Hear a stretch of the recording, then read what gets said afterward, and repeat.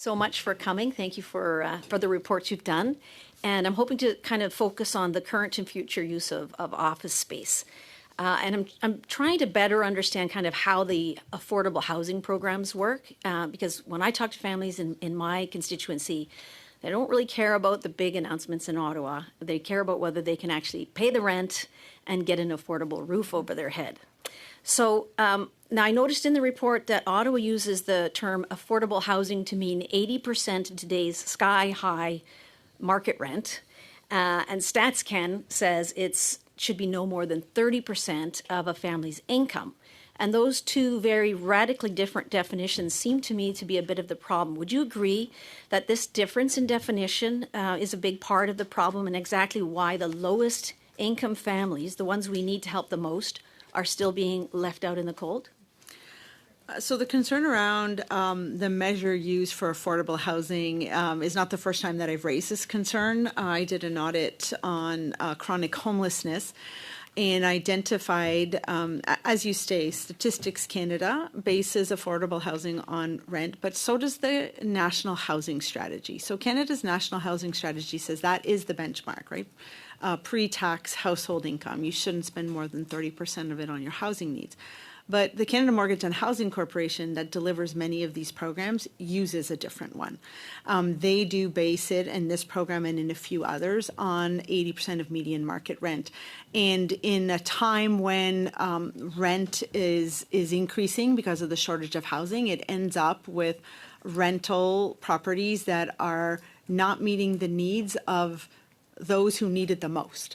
In this case, there was that definition, but also the fact that the buildings that were being released to be used in the Canada Lands Initiative were not in cities with the greatest needs. So there was two things at play here that we think could increase access to affordable housing.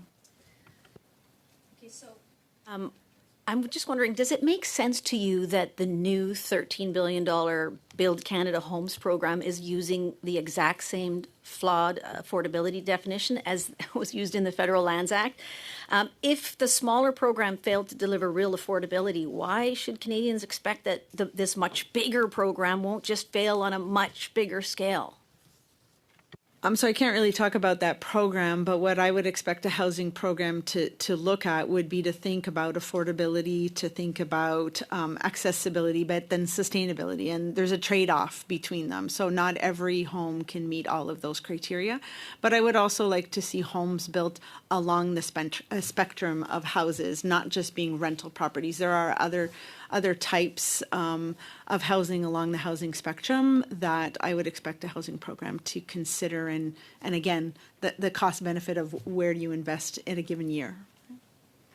So I thought that maybe if we can kind of just talk about Canadians who are currently struggling to make ends meet. So, for instance, the store manager at a grocery chain, maybe they're earning about $50,000 a year, and under Ottawa's definition, their affordable rent in Vancouver could still be $2,500 a month. So that's over half of their income, their paycheck. So how would a single mom working full-time make that work?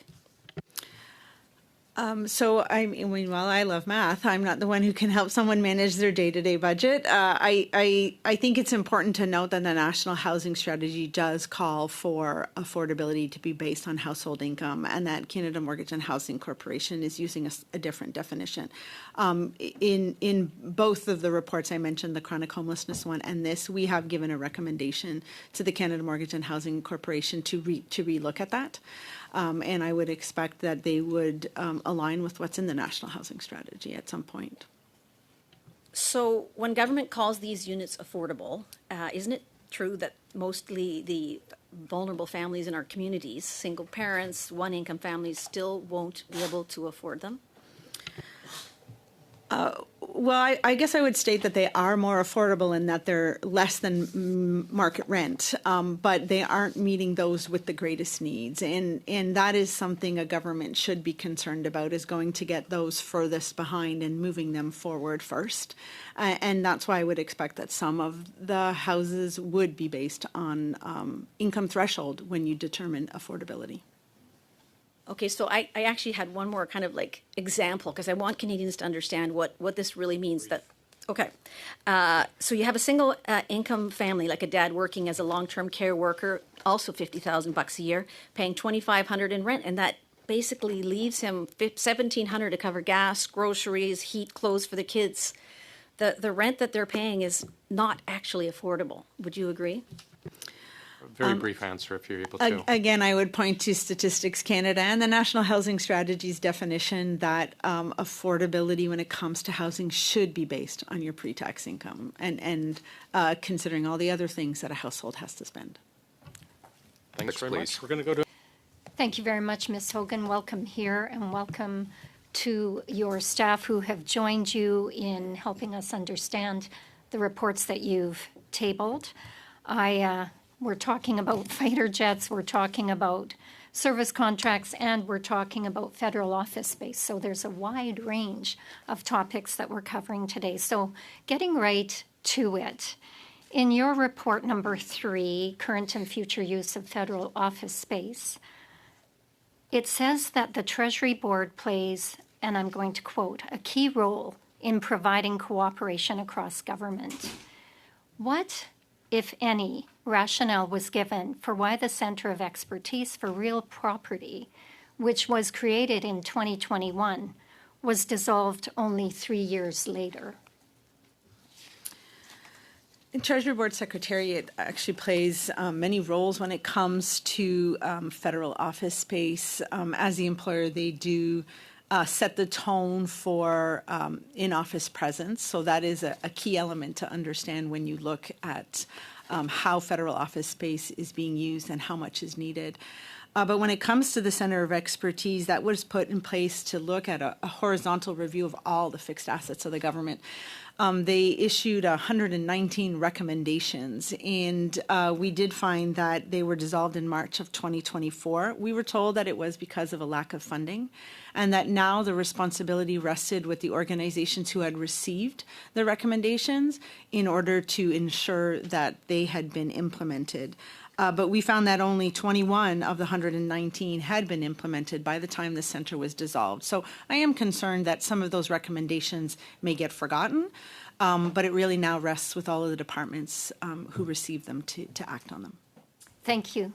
According to your report, with this dissolution, the government-wide oversight for implementing recommendations to insist in the government's conversion of the Federal Lands Initiative disappeared, leaving 82% of recommendations not implemented, as you've just pointed out. Based on your report, had the government kept in place its oversight, do you believe there would be more progress in their efforts to create affordable housing? I'm not sure that one element of oversight would have been the thing that would have kept this on track or increased the pace of it. I think we found in the report that the larger departments who occupy a lot of federal space had not yet signed on for space reduction agreements. They cited to us lack of clarity around the return to office mandate. Would there be an increased presence needed or not? The space needed to deliver on their mandate. So there's many elements. While oversight is always a good mechanism to have to ensure that people stay focused on recommendations and the end game, I don't think I would say it's the only reason that there's been lack of progress. So based on your audit, how much would it have cost to keep the oversight program running? I know they were given, I believe it was $5 million in 2021. How much would it have cost to keep the oversight program running compared to how much it has cost by the delays since its dissolution? I'm not sure I could give you a number. The funding that was received was funding done over 3 years, and it was meant to do the heavy legwork of doing the whole fixed asset review and then coming up with the recommendation. So it would stand to reason that you would need less people to consider to continue on oversight. But that would be a question better asked, I think, to the Treasury Board as what they would have thought would have been needed to maintain a more consistent level of oversight. Did the government provide any rationale for why they did not implement the recommendations on their own? No, I don't think there was one reason. There's 119 of them, and it stands to reason that some of them have long lead times when you're looking at disposing of underutilized buildings. It's not like there was a building that was sitting vacant. So it meant you had to figure out which was the best building to be in, consolidate departments and agencies into a building. That meant you had to retrofit or renovate those buildings. So some of these recommendations have very long tails. And so I'm not sure that there'd be one reason to say why oversight is no longer there. Okay. According to CMHC, the Federal Lands Initiative gives discounts on the government property purchase based on the level of social outcomes.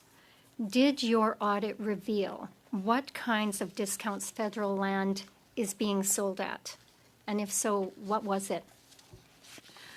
So we didn't look at what the property was sold at. That wasn't really the focus. Our focus was more on, are the properties being freed up in locations that are with the greatest needs for housing? And what we found is that that wasn't always the case.